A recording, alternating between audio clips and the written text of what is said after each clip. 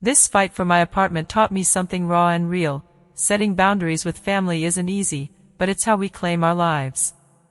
Standing up to Everett, Sylvia, and Lila, I found a strength I didn't know I had. But I want to hear from you. Have you ever had to fight for your space, your voice, your peace? Maybe it was a parent who didn't listen, a sibling who took too much, or a moment you said no and meant it. Drop your story in the comments. I read every single one, and your words might help someone else find their courage. If this story hit home, please smash that like button. It means the world to a small creator like me. Subscribe and hit the bell so you don't miss more stories about real life, real struggles, and real victories. Share this video with someone who needs to hear it, someone wrestling with their own boundaries. You never know the difference it could make. Let's keep this conversation going. Your voice matters, and I'm here for it. Tell me, what's the hardest stand you've ever taken? This apartment, with its creaky floors and rain-streaked bay window, is more than my home, it's my victory. It's proof I can stand tall against my family's demands, against years of being second, against the guilt that tried to pull me under. Every sketch on my wall, every plant in the corner, reminds me I built this life, piece by piece. Fighting for it wasn't just about keeping Lila out, it was about claiming my right to choose. I'm still learning, still growing, but I know now that boundaries are my strength, not my shame. What's your victory? That space, that moment, that choice you fought for, what does it mean to you? Hold it close, it's yours. My family's changing, slowly, and so am I. Next time, I'll share how I learned to say no without losing them entirely. Stay with me for that story. This journey, this home, this voice, they're mine, earned through battles I never thought I'd win. Thank you for listening, for being here. Your stories, your struggles, they're part of this too. Let's keep building our victories, together, one choice at a time. My life was mine, finally. This apartment, my Capitol Hill sanctuary, was proof I'd clawed my way out of struggle. Every creak of its hardwood floors whispered victory. But my parents had other plans. Without a word to me, they decided my sister, Lila, would move in. They didn't ask, they demanded. A truck rolled up, packed with her chaos, ready to invade my peace. I stood firm, heart pounding, knowing I had to protect my space. But when that doorbell rang, it wasn't me who answered. A stranger stood there, and their faces, oh, their faces froze. My parents, Everett and Sylvia, thought they could control my life, like always. They showed up, uninvited, with Lila's life in boxes, expecting me to surrender my home. This wasn't just about space, it was about years of being second to her, of swallowing my voice to keep peace. But this time, I fought back. When that door swung open, it wasn't me they saw. It was Calvin, a stranger to them, but my ally. Their shock was electric, a moment that shattered their assumptions. What happened next changed us all, in ways none of us could have predicted. This is my Capitol Hill apartment, my sanctuary carved out of Seattle's chaos. Every inch of it, creaky hardwood floors, noisy pipes, that bay window where rain streaks paint the glass, feels like a trophy. I fell in love the moment I saw it, not because it's perfect, but because it's mine. As a graphic designer, I've poured my soul into making it my own, sketches on the walls, plants thriving in corners, a desk cluttered with dreams. This place isn't just four walls, it's proof I survived. Years of doubt, of people sneering at my artsy career, fade away when I turn the key. My parents, Everett and Sylvia, never understood why I fought so hard for this space. To them, it's just an address. But to me, it's a declaration. I built a life despite their control, their expectations, their endless demands. This apartment is where I learned to breathe, to stand tall, to claim something for myself. And when they tried to take it away, to force Lila into my world without asking, I knew I had to protect it, no matter the cost. Getting here wasn't easy. Seattle's housing market is a beast, and for years, I was its prey. Fresh out of college, I juggled low-paying graphic design gigs, barely covering rent. I lived with Craigslist roommates. One stole my groceries, another blasted music at 3 a.m.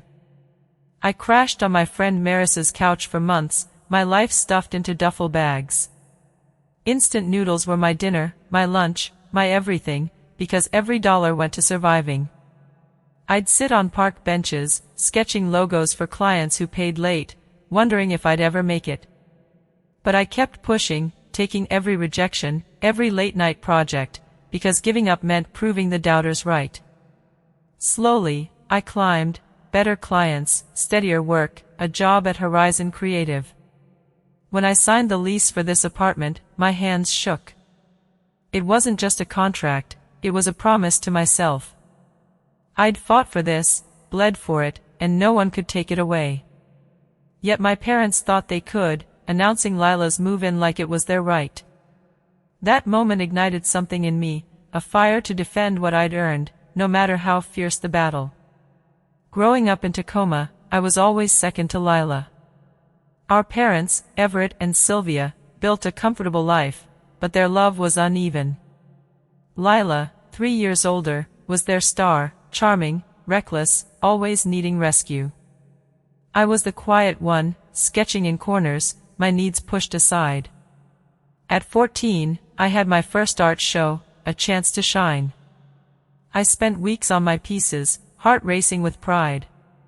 But that day, Lila needed a ride to a party, and my parents chose her. I stood alone at school, my artwork ignored, then walked home in the rain, tears mixing with drizzle. It wasn't the first time, nor the last.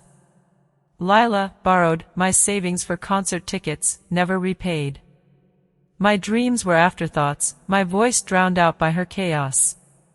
Those years taught me to shrink, to swallow resentment to keep peace. But they also forged a quiet strength. When my parents demanded I let Lila move into my apartment, those memories surged back, the art show, the stolen savings, the weight of always being less. This time, I wouldn't bend. My home was mine, and I'd fight to keep it. My parents, Everett and Sylvia Prescott, raised me in a Tacoma home where everything looked perfect, neat lawn, family dinners, framed photos. But beneath that polish was control, heavy and unyielding. Everett's word was law, his deep voice could silence a room. He decided our schedules, our futures, even our thoughts, as if we were extensions of his will. Sylvia was softer but sharper, her guilt trips a masterclass in manipulation. "We just want what's best, Juniper," she'd text, each word a hook sinking deeper into my conscience. I'd stare at those messages, heart sinking, knowing, best, meant their way or no way. Growing up, I learned to nod, to shrink, to avoid the storm of their disapproval. My dreams of art, of a life beyond their script, were met with raised eyebrows or outright dismissal. Graphic design? That's a hobby, not a career, Everett once said, his tone final. Sylvia would chime in, "We're only trying to protect you." Protect, control, same thing in their world. Even now, at 32, living in Seattle, I felt their grip. My apartment, my hard-won sanctuary, was just another chessboard to them. When they decided Lila should move in, they didn't ask, they planned, assuming I'd fall in line like always. But this time, their control clashed with something new in me, a resolve to hold my ground, to protect what I'd built, no matter how much their expectations weighed me down. Lila, my older sister, was the sun in our parents' universe, and I was just a shadow. At 35, she was still their golden child, despite her chaos. She'd never held a job longer than 8 months, waitressing, retail, a brief stint at a startup that crashed. Each failure was someone else's fault, never hers. Her latest mess was Gideon, her boyfriend of 2 years. Their breakup left her homeless, not because he kicked her out, but because she'd racked up $5,000 in secret credit card debt, splurging on clothes, trips, anything to fill the void. Everett and Sylvia bailed her out, as always, no questions asked. Growing up, Lila's recklessness was my burden. At 16, she borrowed my $200 in savings for a concert ticket, promising to repay me. She never did. I'd worked summers babysitting for that money, dreaming of art supplies, but Lila's wants always trumped my needs. Her charm made it easy for her to slide through life, leaving others to clean up. She's just spirited, Sylvia would say, brushing off my hurt. Lila's instability wasn't new, but this time, it threatened my home. My parents saw her as a victim needing rescue, but I saw the truth. Lila's chaos was a storm, and they wanted to dump it on my doorstep, expecting me to weather it without a word. The dinner started like any other at my parents' Tacoma house. Pot roast steaming, apple pie cooling, the clink of forks against plates. I drove down from Seattle, hoping for a quiet evening, but tension hung in the air, thick as the gravy. Everett sat at the head, his presence commanding silence. Sylvia fussed over Lila, who barely touched her food, her eyes darting like she knew something I didn't. I tried to focus on the meal, but my gut churned, sensing a storm. Halfway through, Everett cleared his throat, his voice cutting through the chatter. "Juniper, we've made a decision. Lila's moving in with you." The words landed like a punch. My fork froze mid-air. Lila? In my apartment? My sanctuary, where every corner was mine, earned through years of sacrifice. I opened my mouth, but Sylvia jumped in, her tone syrupy but sharp. "Family helps family, dear. Lila's going through a rough patch after Gideon. Your place is big enough." Big enough? My one bedroom, my refuge, wasn't theirs to give away. I stammered, but I wasn't asked. "It's my home." Everett's eyes narrowed. "This isn't up for debate. It's settled." Settled? Like I was still a child, my life theirs to arrange. Lila stayed silent, picking at her plate, avoiding my gaze. My mind flashed to 16, to the empty savings jar after her concert spree, to the art show they skipped for her party. Years of being second, of swallowing my voice, roared back. I gripped my fork, knuckles white, resentment burning. "I live alone for a reason," I said, voice shaking. Sylvia's smile tightened. "Don't be selfish, Juniper. Lila needs you." Selfish? The word stung, but it also woke something in me. They'd always framed my boundaries as betrayal, my needs as obstacles. But this wasn't about Lila's rough patch, it was about their control, their refusal to see me as anything but a piece to move. I pushed back, heart pounding. "I've worked for everything I have. You can't just decide this." Everett leaned forward, his voice low, dangerous. "You're part of this family. Act like it." The room felt smaller, their expectations suffocating. Lila finally spoke, her voice small. "I don't want to be a burden." But her words felt hollow, rehearsed, like she knew they'd defend her anyway. Sylvia patted her hand, glaring at me. "See? She's trying. Why can't you?" The guilt was a blade, but I didn't flinch. I saw the pattern, Lila's chaos, their enabling, my sacrifice. My apartment wasn't just a home, it was my line in the sand. "This isn't about helping," I said, voice steadier now. "It's about you not listening to me." The silence that followed was heavy, their disapproval a weight I'd carried too long. That dinner changed everything. It wasn't just about Lila moving in, it was about years of control, of my voice being drowned out. I left that night, not with answers, but with a fire to protect my space, no matter what came next. I left that dinner in Tacoma with my parents' words echoing in my head. Lila was moving in, no discussion, no choice. My apartment, my sanctuary, felt like it was slipping through my fingers. I drove back to Seattle, the rain blurring my windshield, my heart a knot of anger and fear. I couldn't let them take this from me, not after everything I'd fought for. The next morning, I met Maris at Analog Coffee, the one place in Capitol Hill where I could think straight. The smell of espresso grounded me as I poured out the story: Everett's command, Sylvia's guilt trips, Lila's silence. Maris listened, her eyes sharp with understanding, sipping her latte like she was sizing up a battle plan. "They can't just decide your life," she said, her voice steady. "You need to block them." Block them? The idea felt radical, almost reckless. My parents held a $10,000 college fund over my head, a safety net I still relied on for emergencies. Saying no could mean losing it, maybe losing them. But Maris didn't flinch. "My cousin Calvin just moved here from Chicago," she said. "He's a software engineer, quiet, reliable. He needs a place for a few months. Let him move in, your parents can't argue with a signed lease." My stomach churned. A stranger in my home? I'd fought so hard to make it mine alone. But Maris leaned in, her voice firm. "Juniper, this is your life. You get to choose who shares it." Her words hit like a spark in the dark. I'd spent years bending to my family's will, shrinking to keep peace. My apartment was my line in the sand, the one place I could say no. But doubt gnawed at me. Could I really do this? Defy Everett's glare, Sylvia's guilt, Lila's chaos? I stared into my coffee, the steam curling like a question mark.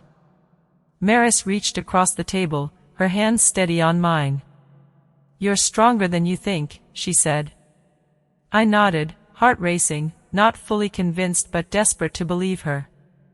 Calvin was a risk, but so was losing myself.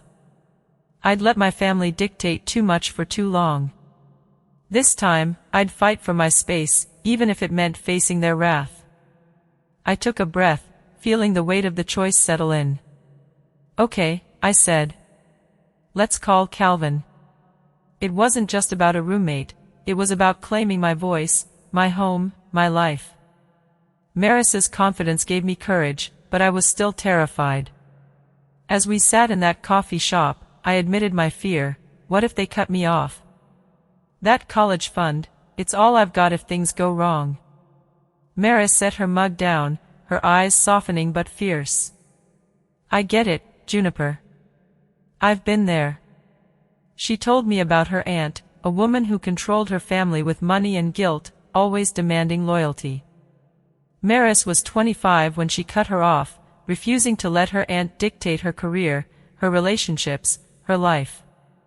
"It was the hardest thing I've ever done," she said, her voice low. She called me ungrateful, said I'd fail without her. My parents didn't speak to me for months. But I stood my ground, and you know what? I'm freer now. I choose my path, not hers. Her words sank deep, stirring something in me. I'd spent my life dodging conflict, swallowing my needs to keep my family's fragile peace. Maris's story was a mirror, her aunt's control echoed Everett and Sylvia's, her defiance a path I could follow. "You don't have to lose them," she said, "but you do have to choose yourself." My hands trembled around my coffee cup, but her resolve steadied me. I saw my apartment not just as a home, but as a battleground for my autonomy. Maris was right, I was stronger than I thought. I could face my parents' anger, Lila's chaos, even the risk of losing that fund. For the first time, I felt a spark of power, a belief that I could rewrite my story. "Thank you," I whispered. Maris smiled. "Call Calvin. You've got this." The decision was made, but my nerves didn't settle. Calvin arrived the next day, a quiet guy with a duffel bag and a stack of sci-fi novels. I watched him unpack, still half expecting to regret this. My apartment, my sanctuary, was about to house a stranger. But as Calvin set a worn copy of Dune on my bookshelf, something shifted. "Fear is the mind killer," he quoted, catching my eye with a shy grin. I laughed, surprising myself, and echoed, "I must not fear." We talked about Arrakis, spice, and survival, and for a moment, my anxiety eased. This wasn't just a roommate, it was a shield against my family's demands. I moved my drawing tablet to my bedroom, turning my office into Calvin's space. Each step felt like a rebellion, a declaration that this apartment was mine to control. But doubt lingered. I thought of Everett's stern face, Sylvia's cutting words, the college fund I might lose. Calvin sensed my unease. "You're doing the right thing," he said, stacking his books. "This is your home." His calm certainty anchored me. He wasn't just Maris's cousin, he was proof I could choose my own path. As I rearranged my desk, I felt a quiet power growing. This wasn't just about keeping Lila out, it was about claiming my life. My parents had always decided for me, from skipping my art show to dismissing my career. Lila's chaos had always taken precedence, her needs swallowing mine. But now, I was drawing a line. Calvin's presence made it real, a signed lease, a boundary they couldn't cross. I looked at my apartment, its creaky floors and bay window, and felt a surge of pride. I'd earned this, fought for it, and I wouldn't let it go. Calvin sat on the couch, reading Dune, and I smiled. For the first time, I felt ready to face what was coming, to stand firm against the storm my family would bring.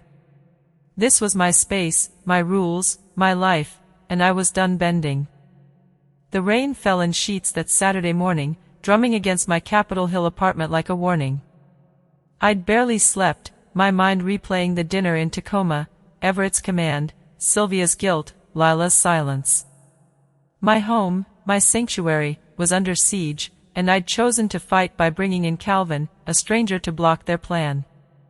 But as I sipped my coffee, nerves raw, I didn't know if I was ready for what was coming. The doorbell rang, sharp and insistent, cutting through the quiet. My heart lurched. They were here.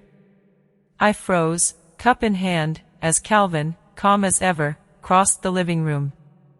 "I'll get it," he said, his voice steady, like he knew the storm about to break.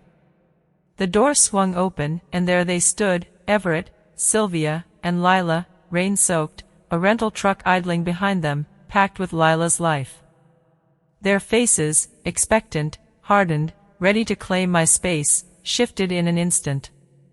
Confusion, then shock, rippled across them as Calvin spoke, his tone polite but firm.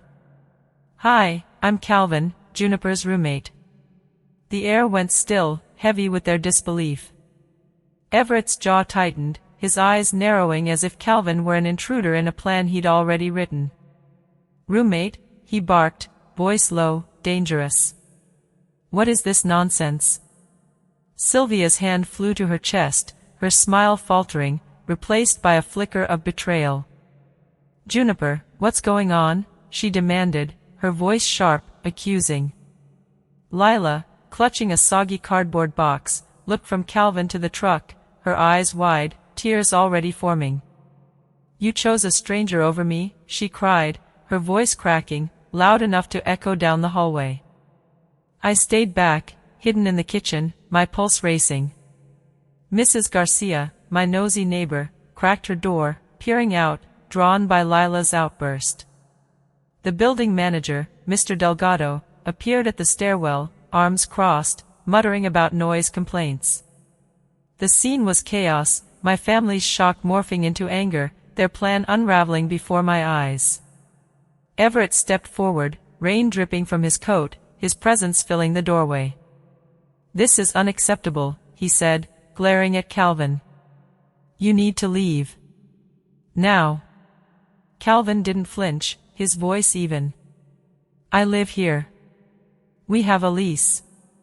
Sylvia gasped, turning to Lila, who was sobbing now, her box sagging in the rain.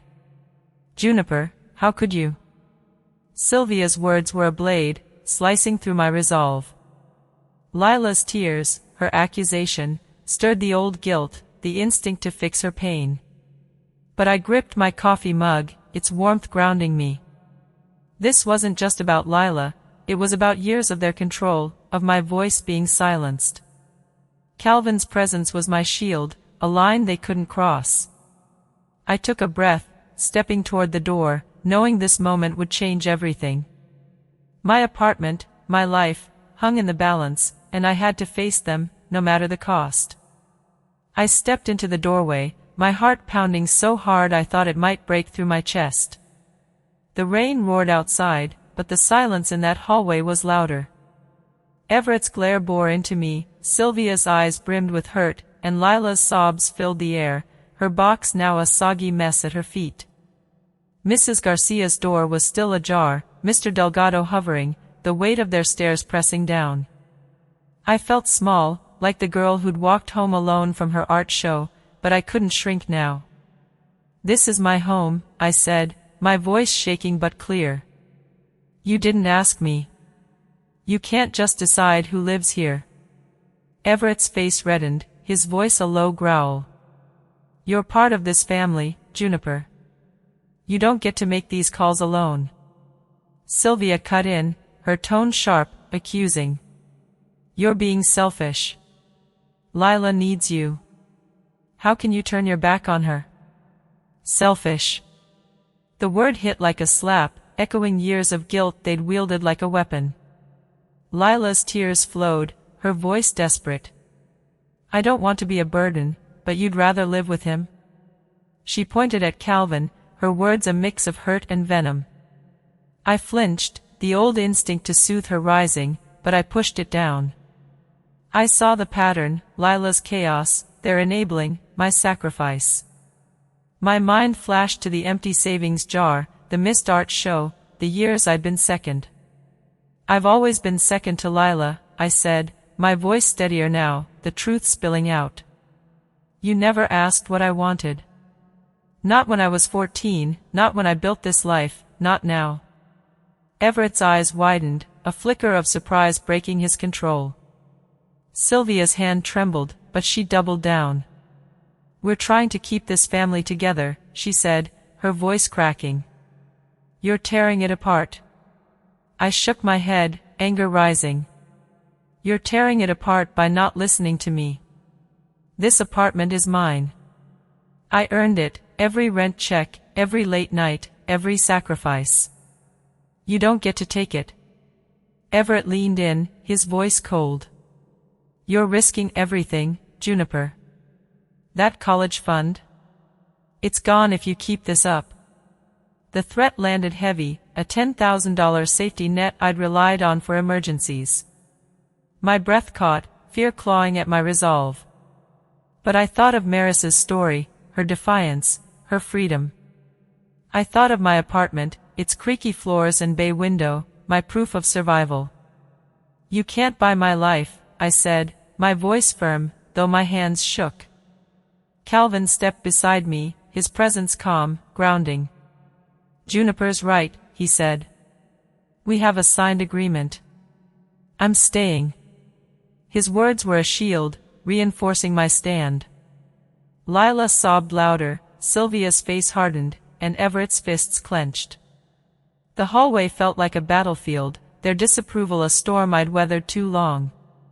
But I stood tall, heart racing, feeling the weight of years lift. This wasn't just about a roommate, it was about my voice, my autonomy, my life. I looked at them, seeing their shock, their anger, their refusal to see me. "You don't get to decide anymore," I said, the words a vow. For the first time, I wasn't their obedient daughter. I was Juniper, and this was my stand. The hallway was a pressure cooker, rain pounding outside, Lila's sobs echoing, Mrs. Garcia's door still cracked, Mr. Delgado's voice rising. "Keep it down, or I'm calling the landlord," he warned, his patience thin. Everett's glare didn't waver, but Calvin's calm words, "Our lease, my right to choose," hung in the air, unyielding. Sylvia clutched Lila's arm, her face a mix of hurt and fury, but she turned to Mr. Delgado, forcing a smile. "We're sorry for the noise. Let's talk inside." They stepped into my apartment, the truck still idling, Lila's box abandoned in the rain. The door closed, and the silence inside was suffocating. Everett paced, his voice low, controlled. This isn't over, Juniper. You're making a mistake. Sylvia sat Lila on the couch, stroking her hair, whispering, "It's okay, we'll fix this."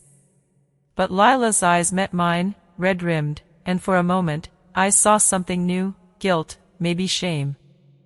"I didn't want this," she mumbled, barely audible. I wanted to believe her, but her words felt like too little, too late. I stood by the bay window, rain streaking the glass, my resolve hardening. "You didn't want this, but you didn't stop it," I said, my voice quiet but firm. "None of you did." Calvin leaned against the wall, his presence a quiet support, his lease a barrier they couldn't breach. Everett's threat about the college fund lingered, but it didn't break me. I'd survived without their help before, I could again. Sylvia tried one last guilt trip. "You're breaking your sister's heart," she said, her voice trembling. But I saw through it, their control, their refusal to let me choose.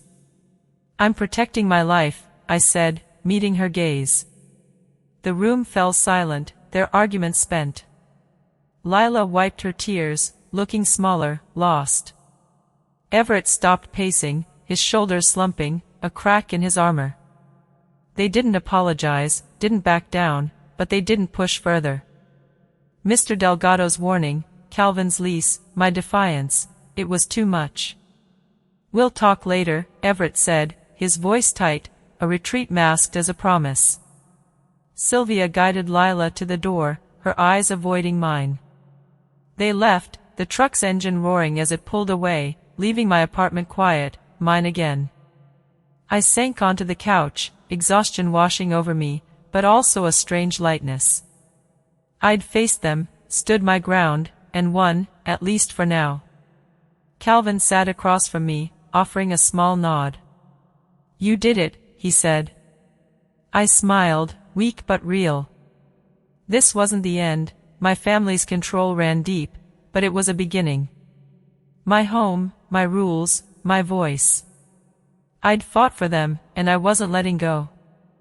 The truck's engine faded into the Seattle rain, leaving my apartment quiet, but my heart was still racing. I'd stood up to Everett, Sylvia, and Lila, defended my space with Calvin's help, but the victory felt fragile.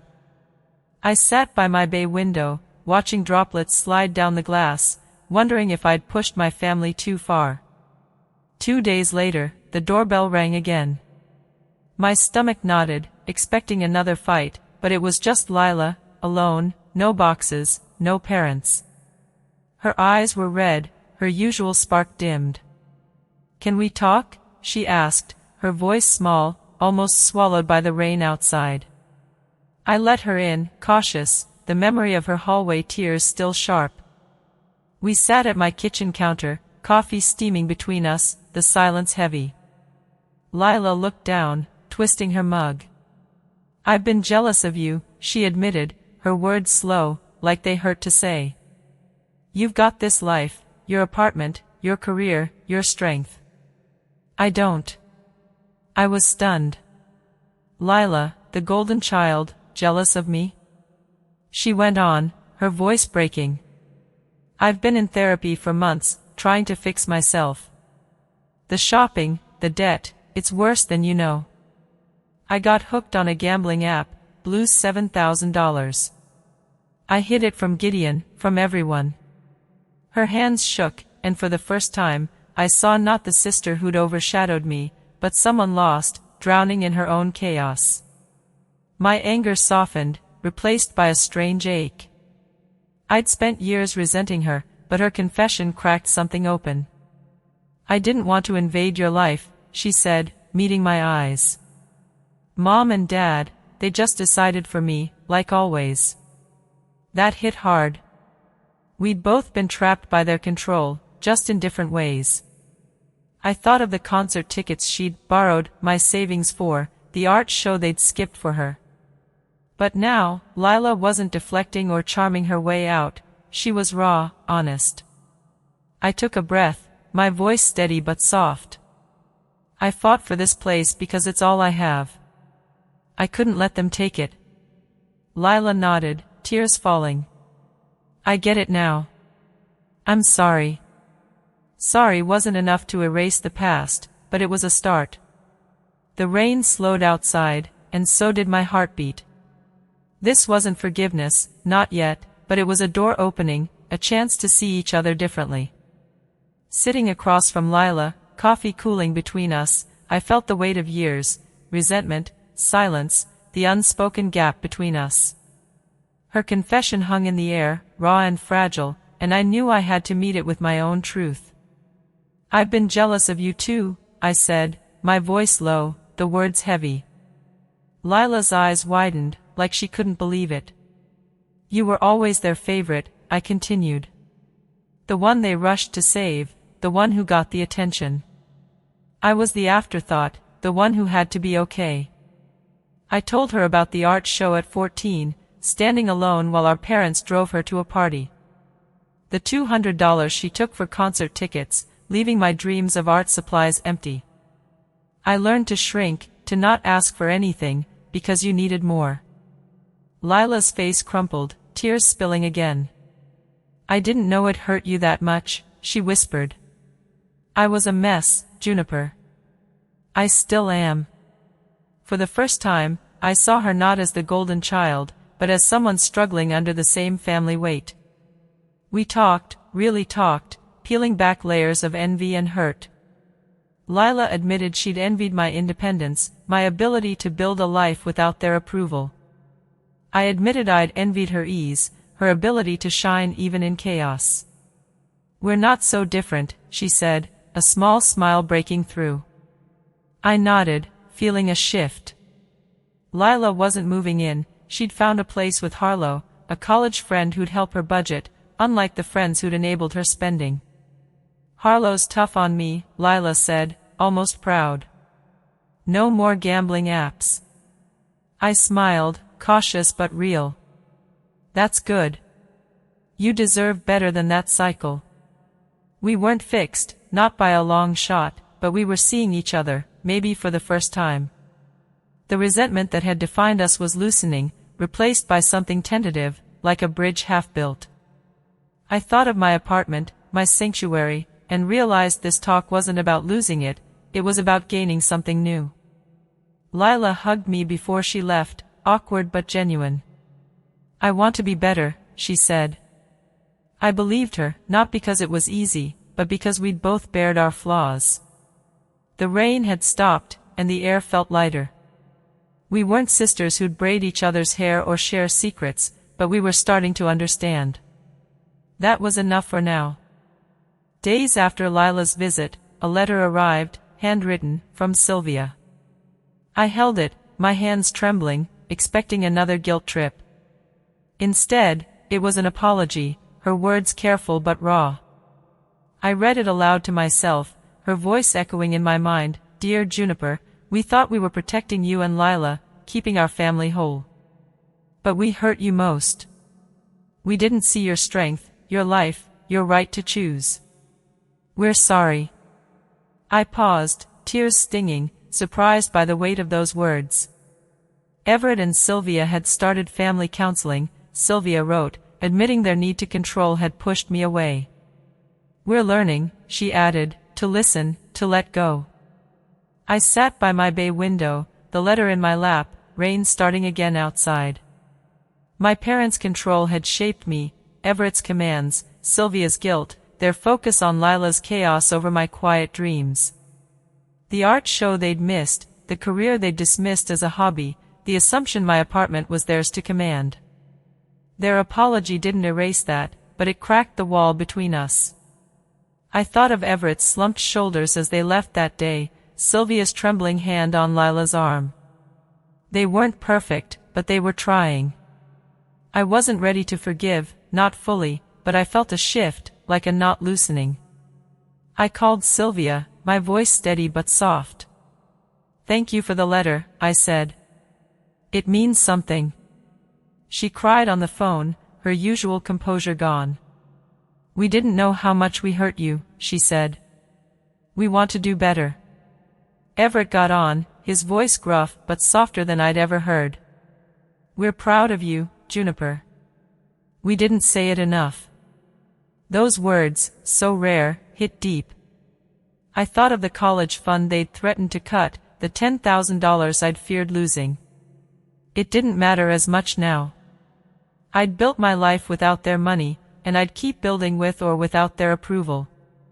But their effort, this step toward change, mattered. Counseling wasn't a fix, but it was a start. I told them about Lila's visit, how we'd talked, really talked, for the first time. Sylvia's voice brightened. "She's trying too," she said. I nodded, though they couldn't see. "We all are."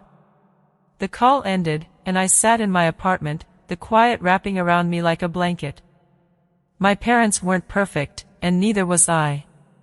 We'd all been trapped by expectations, mine to obey, Lila's to be saved, theirs to control. But that letter, those words, were a bridge, fragile but real. I looked out at the rain, my sketches on the wall, my plants thriving in the corner. This home was mine, and I'd fought for it. But now, I saw a chance for something more, a family that might, one day, hear me. It wasn't healing, not yet, but it was hope, quiet and steady, like the rain outside. Standing up to my family left me shaken but stronger, like a tree tested by a storm. My apartment, once just a refuge, became a symbol of my voice, my right to choose. But the fight wasn't over, it had just begun inside me. I started therapy, something I'd never considered before. Each session was like peeling back layers of guilt I'd carried for years, guilt for wanting my own space, for saying no. My therapist's words stuck with me: boundaries aren't betrayal, they're survival. I learned to say no without my stomach twisting, to see my needs as valid, not selfish. It wasn't easy. Every session brought up memories of being second to Lila, of shrinking to keep peace. But with each one, I grew steadier. Calvin, my unexpected ally, became more than a roommate. We'd stay up late, watching sci-fi movies, arguing over whether Blade Runner was better than Dune. His quiet humor, his calm presence, grounded me. One night, as we laughed over popcorn, I realized I wasn't just surviving anymore, I was living. My apartment felt warmer, not because it had changed, but because I had. I started journaling, pouring my thoughts onto pages, words I'd never dared say aloud. One entry stood out: choosing myself isn't selfish, it's survival. That sentence became my mantra, a reminder of the strength I'd found. I wasn't the girl who walked home alone from her art show anymore. I was Juniper, 32, a woman who'd fought for her space and won. Therapy taught me to see my family's control, not as love, but as a habit we all had to break. Calvin's friendship showed me I could trust again, not just others, but myself. My home was still my sanctuary, but now it held something new, a sense of power, quiet but unshakable. I'd taken a stand, and I was learning to stand taller every day. With my family's storm behind me, I turned inward, reclaiming not just my apartment but my life. At Horizon Creative, I'd always kept my head down, delivering designs, meeting deadlines, never asking for more. But standing up to Everett and Sylvia lit a spark. If I could face them, I could face my boss. I walked into her office, heart pounding, and asked for a 15% raise. I laid out my work, late nights, clients won, designs that boosted the company's brand. To my shock, she agreed. That raise wasn't just money, it was proof I could demand what I deserved. Back home, I redesigned my office, moving my drawing tablet back from the bedroom. Bold new sketches went up on the walls, vivid colors, sharp lines, pieces that screamed me. My apartment, with its creaky floors and bay window, wasn't just a space anymore, it was a canvas for my growth. Lila was carving her own path too. She'd landed a job at Meridian Publishing, her first steady gig in years. I heard she was good at it, organizing manuscripts with a focus I'd never seen in her.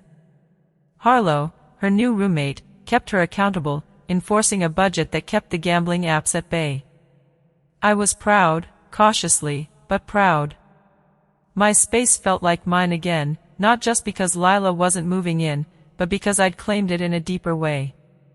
Every sketch, every plant, every coffee mug was a choice I'd made, not one forced on me.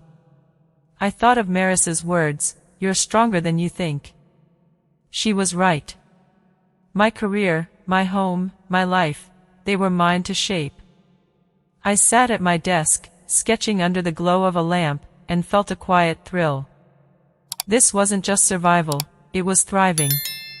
My apartment was no longer a shield against my family's control, it was a stage for my dreams, a place where I could be unapologetically Juniper. Family dinners started again, but they were different now. We set rules, no unsolicited advice, no criticism, just listening. It wasn't perfect, Everett's gruff tones still slipped through, Sylvia's worry still lingered. But they tried. I saw it in the way Sylvia asked about my designs, not Lila's latest crisis. Everett nodded when I spoke, his usual commands softened, almost like respect. Lila showed up too, quieter, steadier, her new job giving her a spark I hadn't seen before. We weren't the family in old photos, smiling without cracks. We were real, flawed, learning. I felt empowered, but cautious. Trust takes time. My apartment remained my sanctuary, a reminder of the stand I'd taken. Those dinners, those small steps, weren't a full healing, but they were progress. I could see a future where we'd listen, not control, where my voice mattered as much as theirs. Sitting at that table, I felt a cautious hope, like sunlight breaking through Seattle's clouds. My family wasn't fixed, but we were moving forward, together, apart, on our own terms. I'd fought for my space, my life, and now I was learning to share it, just a little, on my own rules.